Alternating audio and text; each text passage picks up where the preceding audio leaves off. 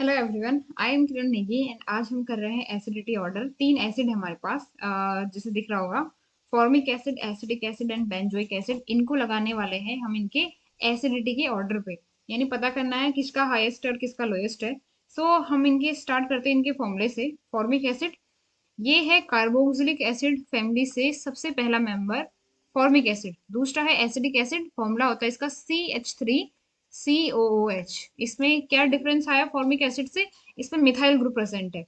Next है benzoic acid, इसमें benzene ring का सब्स्टिट्यूशन होता है जिसको हम फिनाइल कहेंगे यहाँ पे C6H5 को, एंड COOH। ये है हमारे 3 एसिड फॉर्मूला वाइज।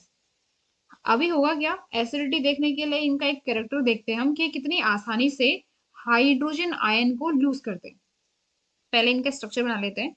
जैसे फॉर्मिक एसिड का फॉर्मूला कुछ इस तरह से होगा। ठीक है, ये जो हाइड्रोजन होता है इसको ये लूज करते हैं एंड कुछ इस तरह से हमारे पास क्या आता है, स्ट्रक्चर आता है। यहाँ पे निगेटिव चार्ज आता है, इसमें पॉजिटिव चार्ज आता है। तो ये जो बचता है इसको हम लोग कहेंगे कंजुगेट बेस। ये प्रोसेस उतनी ही तेजी से होगी जितना ये कंजुगेट बेस स्टेबल होगा। करेक्ट। इसी तरह से CH3COOH, जिसका स्ट्रक्चर कुछ इस तरह से होता है, CH3COOH, राइट। तो ये अगेन ये हाइड्रोजन इसको ये लूज करेगा कुछ इस तरह से। यहाँ पे क्या आएगा, निगेटिव चार्ज, यहाँ पे पॉजिटिव चार्ज, राइट। ये क्या है, एसिटेट आयन, एंड ये इसका कंजुगेट बेस हुआ इस एसिड का। इसी तरह से हमारे पास बेंजीन रिंग जो कि कुछ इस तरह से होगी। इसमें है bond, alternate single and double bond. यहाँ पे हमारे पास ये ग्रुप है CH3COOH, राइट। ये हमारा क्या होगा, कंजुगेट बेस किसका, बेंजोइक एसिड का। तीनों के कंजुगेट बेस हमें मिल गए। ये प्रोसेस होती है एसिडिटी में। हमें ये पता करना है कि सबसे फास्ट इनमें से कौन सा रिएक्शन होगी जिसमें हाइड्रोजन आयन लूज हो रहे हैं। और ये पता चलता है प्रोडक्ट पे, यानी कंजुगेट बेस पे। जितना स्टेबल कंजुगेट बेस होगा, ध्यान रखना ये पॉइंट, जितना ज्यादा स्टेबल कंजुगेट बेस होगा उतनी ही क्या होगी, एसिडिटी। इस पॉइंट को थोड़ा सा नोट करते हुए चलना। Higher the stability of conjugate base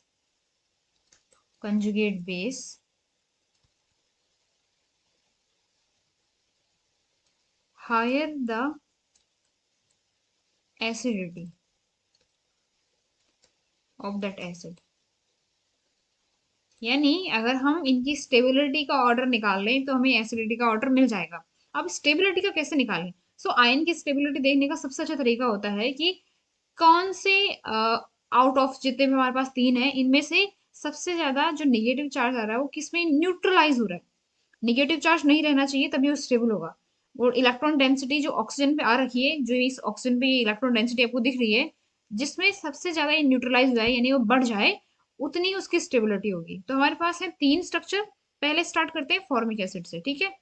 so ये अगर आप देख पा रहे होंगे, फॉर्मिक एसिड जो है इसमें रेजोनेंस की पॉसिबिलिटी है। फॉर्मिक एसिड है ये, इससे हमने हाइड्रोजन लूज कर दिया, क्या बन गया, फॉर्मेट आयन ये है। इसमें कुछ इस तरह से रेजोनेंस मिलता है, तो इसका एक और रेजोनेटिंग स्ट्रक्चर होता है कुछ इस तरह से। करेक्ट।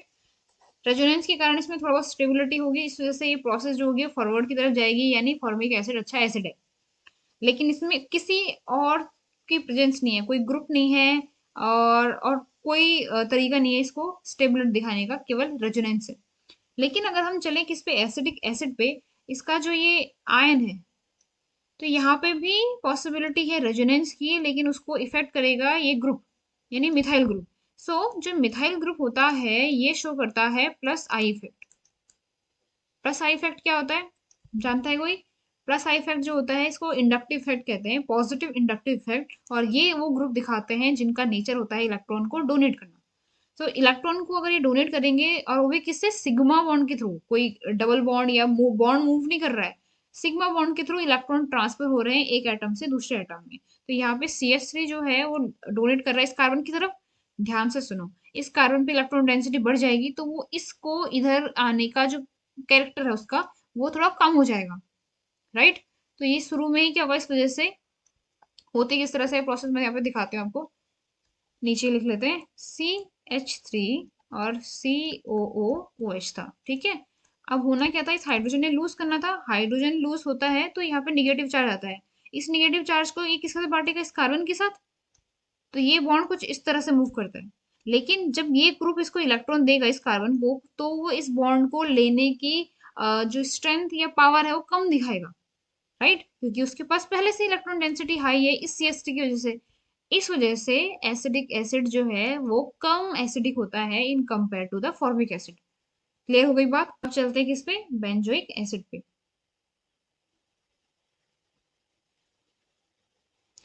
सो बेंजोइक एसिड में जो फैक्टर काम करता है वो सबसे पहला काम करता है रेजोनेंस। बहुत ही सिंपल है, अल्टरनेट सिंगल डबल बॉन्ड है, मूव कर रहे हैं। तो मूव करने के कारण अभी ये ग्रुप देखो, जो इस पे अटैच ग्रुप है ये, इसको कार्बोनिल ग्रुप कहते हैं। कार्बोनिल किस तरह से रिंग को इफेक्ट करेगा, क्योंकि कार्बोनिल का नेचर है तो नहीं इलेक्ट्रॉन देने का, बस एक ही है कि जो ये C डबल बॉन्ड ऊपर से जोड़ रखा है, ये बॉन्ड इस तरह से मूव करता है, राइट। इस वजह से रिंग से इलेक्ट्रॉन इधर को आ रहे हैं, रिंग से इलेक्ट्रॉन किसी तरफ आ रहे हैं, कार्बन की तरफ, यानी इलेक्ट्रॉन की डेंसिटी बढ़ जाएगी और एसिडिटी घट जाएगी। तो यहाँ पे एक फैक्टर है जिसको हम प्लस आर इफेक्ट कहते हैं, इसको हम प्लस आर इफेक्ट कहते हैं क्योंकि रिंग इलेक्ट्रॉन दे रहा है और इसके कारण जो एसिडिटी है वो घट रही है, करेक्ट। एसिडिटी क्या हो रही है, एसिडिटी डिक्रीज। ये तो बात हुई इसकी। अब बात करते हैं किसकी, दूसरा जो इसमें एक इफेक्ट काम करता है उसको कहते हैं हम लोग माइनस आई इफेक्ट। अभी हमने प्लस आई इफेक्ट की बात की थी, इलेक्ट्रॉन की क्या करने की, देने की। तो माइनस आई क्या होगी, इलेक्ट्रॉन देने की। अब सोचो रिंग इलेक्ट्रॉन को लेगा क्यों, अभी तो हमने कहा कि प्लस आर इफेक्ट दिखाता है। तो यहाँ पे जितने भी कार्बन है इसके अंदर वो है sp2 hybridise. All carbon in this ring are sp2 hybridise, जहाँ पे s कैरेक्टर जो होता है वो इन कंपेरेटिवली किसके, sp3 के ज्यादा होता है, जिससे कार्बन की इलेक्ट्रोनेगेटिविटी बढ़ जाती है। इलेक्ट्रोनेगेटिविटी मतलब इलेक्ट्रॉन को अट्रैक्ट करने की क्षमता। तो इस वजह से इसमें थोड़ा बहुत क्या मिलता है, माइनस आई इफेक्ट मिलता है sp2 हाइब्रिडाइजेशन के कारण, जो एसिडिटी को इंक्रीज कर देता है। देखो अगर आप एसिडिक एसिड की बात करो तो वहां पे कोई फैक्टर काम नहीं कर रहा बढ़ाने का, सब घटा रहे हैं। एक ही तो चीज है उसके पास, कौन सा, मिथाइल ग्रुप। वो एसिडिटी को क्या कर रहा है, घटा रहा है। लेकिन बेंजोइक एसिड के केस में एक घटा रहा है एक बढ़ा रहा है। हमें एग्जैक्टली नहीं पता कि कितना हो पाएगा, लेकिन हमें ये पता है कि एसिडिक एसिड के पास तो एक भी फैक्टर नहीं है, लेकिन बेंजोइक एसिड के पास एक फैक्टर है, राइट। और फॉर्मिक एसिड के पास तो ना कोई स्टेबलाइज कर रहा है ना डिस्टेबलाइज कर रहा है, राइट। तो यहाँ से हमें ये चीज क्लियर हो जाती है कि फॉर्मिक एसिड के केस में सबसे स्टेबल मिलेगा कंजुगेट बेस, क्योंकि उसके पास हाइड्रोजन ग्रुप है जो एक्स्ट्रा स्टेबिलिटी तो नहीं प्रोवाइड कर रहा, लेकिन डिस्टेबिलिटी भी नहीं, डिस्टेबलाइज भी नहीं कर रहा। इस वजह से फर्स्ट आता है formic acid in in order of acidity. Formic acid number 1, then आएगा कौन सा, बेंजोइक एसिड,